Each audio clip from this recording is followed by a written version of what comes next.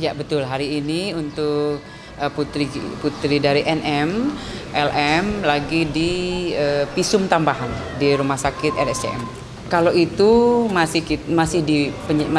sekarang masih visum.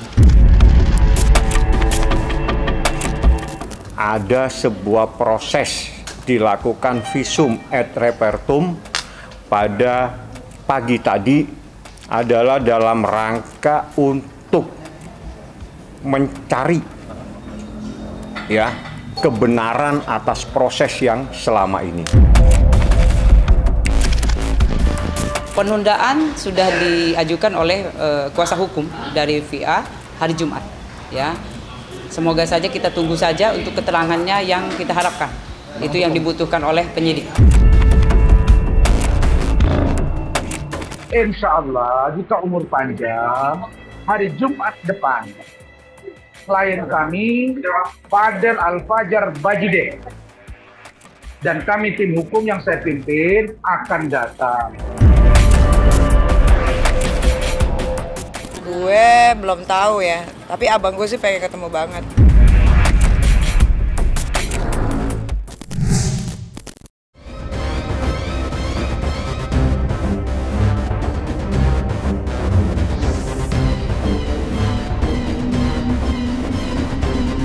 LM, putri sulung Nikita Mirzani, akhirnya menjalani visum di Rumah Sakit RSCM.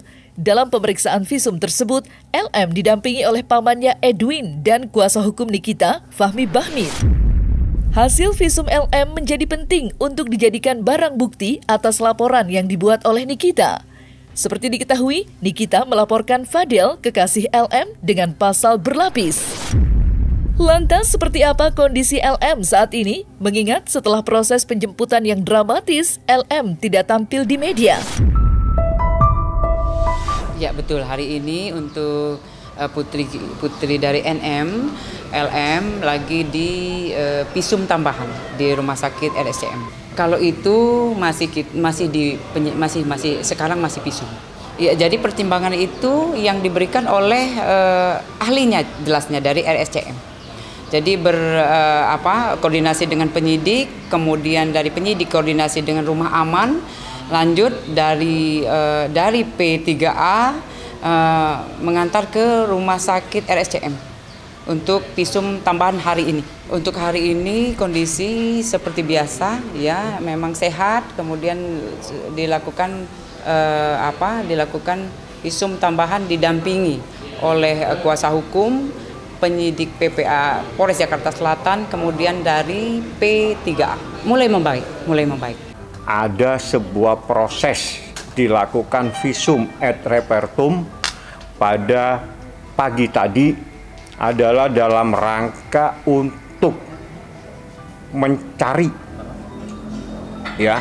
kebenaran atas proses yang selama ini. Proses hasil visum silakan ditanyakan ke penyidik. Ya, saya hanya dalam kapasitas sebagai kuasa hukum Nikita Mirzani datang melihat anaknya dilakukan visum. Itu saja kapasitas saya. Hasilnya visum saya tidak mengetahui secara mendalam. Yang jelas proses tadi itu adalah bagian dari proses pembuktian terkait laporannya Nikita. Proses terkait dengan pembuktian, soal terbukti tidak terbukti tanya ke penyidik. Didampingi saya selaku kuasa hukum Niki, didampingi pamannya yang bernama Edwin, dan beberapa orang yang tidak boleh saya sebutkan. Yang jelas ada beberapa dokter yang melakukan proses pemeriksaan tersebut.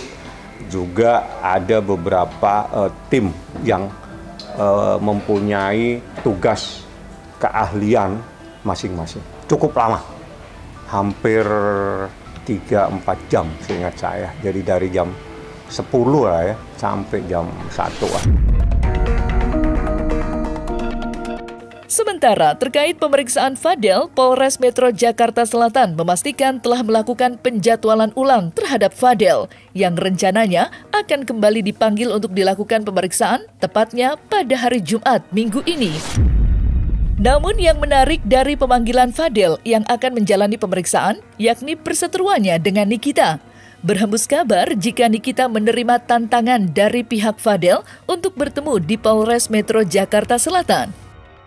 Tentu pertemuan keduanya menarik perhatian banyak orang, mengingat Nikita begitu marah pada Fadel hingga ingin menjebloskannya ke penjara. Penundaan sudah diajukan oleh kuasa hukum dari VA hari Jumat. Ya, semoga saja kita tunggu saja untuk keterangannya yang kita harapkan. Itu yang dibutuhkan oleh penyidik. Ya, kurang sehat, kemudian juga minta penundaan tanggal 4 hari Jumat jam 14.00. Kita tunggu saja, mudah-mudahan keterangannya bisa memperjelas kasus yang dilaporkan. Apalagi bahasanya selalu dalam tanda kutip kami lihat ya bersayap itu sampai ada kalimat kalau hukum tidak bisa ditegakkan gue lindas ini orang. Saya kurang jelas ya, ludas kah, lindas kah atau apa. Tapi kira-kira dia geram lah gitu. Yang boleh saya tafsirkan mungkin ya udah gue akan pakai cara gue sendiri kalau ini tidak dihukum, kira-kira begitu. Nah ini tidak boleh terjadi. Tidak boleh terjadi. Karena itu ketika saya mendengar kalimat dia, kalau datang nanti seperti porsi ditendang, kemudian nggak dikasih bangkit, kemudian akan dipukuli, ya makanya saya bilang, insya Allah jika umur panjang, hari Jumat depan, klien kami, Fadel Alfajar Bajide, dan kami tim hukum yang saya pimpin akan datang memenuhi undangan klarifikasi dan akan menjawab semuanya. Termasuk menantang MM untuk datang bertemu klien kami dan kami mau lihat apa yang dia katakan itu. Jangan hanya ngomong doang. Buktikan dong di depan kami kalau lu jago. Ya biarin aja, kalau nggak datang kan nanti dipanggil lagi kan. Enggak, ada yang lihat dia kok hari Kamis lagi dugem di daerah Tangerang, klub Tangerang. Ya biasalah, namanya orang dipanggil polisi kan, pasti kan deg-degan kan. Ya kalau nggak salah santai aja, datang aja Mas si kura-kura ninja itu. Gue belum tahu ya, tapi abang gue sih pengen ketemu banget. Iya ya, bikin lama ya prosesnya ya, harusnya selesai nih kalau dia datang gitu kan. Nanti tinggal naik lidik apa segala macem, ya udah selesai. Udah tahu dia pasti nggak datang, sudah tahu. Ya segentleman lo aja lah, datang lah, jangan mengulur-ulur waktu. Pekerjaan orang tuh banyak, kalau dia kan pengangguran kan. Tidak penting dan tidak ada kewajiban untuk hadir. Yang dipanggil siapa, yang disuruh hadir siapa. Yang dipanggil itu adalah orang yang dilaporkan. Tidak ada kewajiban pelapor untuk datang. Ya, tidak ada. Upaya Nikita menyeret Fadel ke dalam bui tidak main-main. Pasal yang disangkakannya pun di atas 15 tahun penjara. Oleh karena itu, Nikita berulang kali mengingatkan jika laporan yang dibuatnya tidak boleh dikaitkan dengan urusan asmara atau percintaan antara Fadel dan LM, putri sulungnya. LM sendiri masih di bawah umur. Sebagai ibu, LM dalam kuasa tanggung jawabnya. Dan atas apa yang dialami LM yang diduga mendapat perlakuan tak senonoh dari Fadel, Nikita tak mau mengulur waktu untuk menyeret Fadel masuk ke penjara dengan melaporkannya ke Polres Metro Jakarta Selatan. Dan berikut pernyataan dari pihak Nikita atas tindakan dugaan kejahatan yang dilakukan Fadel. Ini kejahatan, titik. Tidak ada persoalan lain dalam perkara ini selain adanya sebuah kejahatan terhadap anak di bawah umur. Ya, tidak ada sesuatu yang lain. Apapun yang diperbuat oleh seseorang terhadap anak di bawah umur terkait dengan pasal tersebut adalah kejahatan.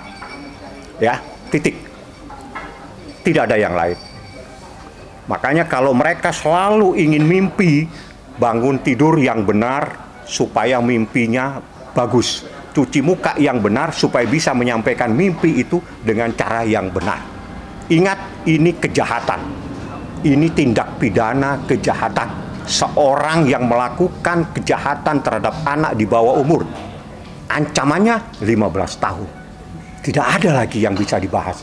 Tidak ada lagi persoalan lain di sini. Jadi, jangan terlalu membawa seolah-olah ini tidak ada percintaan. Ini kalau saya buka lebih Mungkin Anda semua di sini akan kaget bagaimana perlakuan seseorang terhadap seorang anak di bawah umur. Loli itu di safe, Laura itu di safe house. Dia ada di safe house, di tempat yang baik, yang benar, yang bagus. Dikelilingi orang-orang yang positif vibe. Nih, lihat deh, villaku. Sama aku ada di Lombok. I show you. Nih. Tuh. Tuh Julia. Ya nih emaknya Julia aman ya emaknya ya. Tuh. Jadi kalau Rasman, nggak bisa Rasman tidur di villa ini karena nggak punya duit dia. Rasman miskin soalnya gembel. Nah, tuh. Ini gue kasih tahu ya villaku tuh. Ya untuk ngejaga memang ini caranya, nggak ada cara lain gitu. Makanya ini yang dilakuin supaya nantinya mudah-mudahan tidak ada lagi kejadian seperti ini. Karena kan banyak banget nih di Indonesia khususnya anak-anak masih kecil yang harusnya belajar jadinya aneh-aneh gitu kan. Jadi kalau masih teenager, masih tinggal di rumah orang tua ya, kalau masih muda ya, kalau masih sekolah belajar ya belajar gitu. Jangan yang lain-lain, jangan pikirin yang lain-lain dulu. Ya pasti dong. Ya insya Allah lihat aja nanti ke depan. Tidak ada yang bisa komunikasi, kan dia di safe house. Berbagai barang bukti, tidak terkecuali saksi berinisial A yang disebut-sebut mengetahui apa yang dilakukan Fadel terhadap LM di apartemennya, kini sudah diperiksa atau dimintai keterangan oleh penyidik Polres Metro Jakarta Selatan. Sebelumnya, beberapa orang saksi juga sudah dihadirkan untuk memberikan kesaksiannya di Polres Metro Jakarta Selatan untuk dijadikan saksi atas laporan yang dibuat Nikita terhadap Fadel. Berikut tanggapan Humas Polres Metro Jakarta Selatan atas keterangan saksi berinisial A. Betul, jadi memang satu apartemen ya inisial A, kemudian dia mendengar, kemudian juga mengetahui, oleh karena itu memberikan keterangan. Sudah memberikan keterangan kemarin ya. Keterangannya sudah dijadikan satu di penyidik. Enggak, jadi suka curhat ya, LM-nya juga kebetulan temennya di apartemen. Kalau itu saya belum mendapatkan informasi, nanti pasti akan menjadi kewajiban saya untuk selalu membackup, dalam artian juga mendampingi semua saksi supaya saksi-saksi itu dalam keadaan tenang, dalam keadaan santai, memberikan keterangan yang sebenar-benarnya.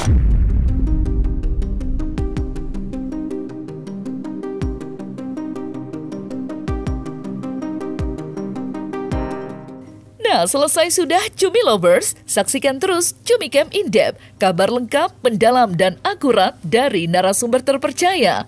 Dan jangan lupa untuk like, subscribe, dan juga share channel YouTube Cumi Cumi.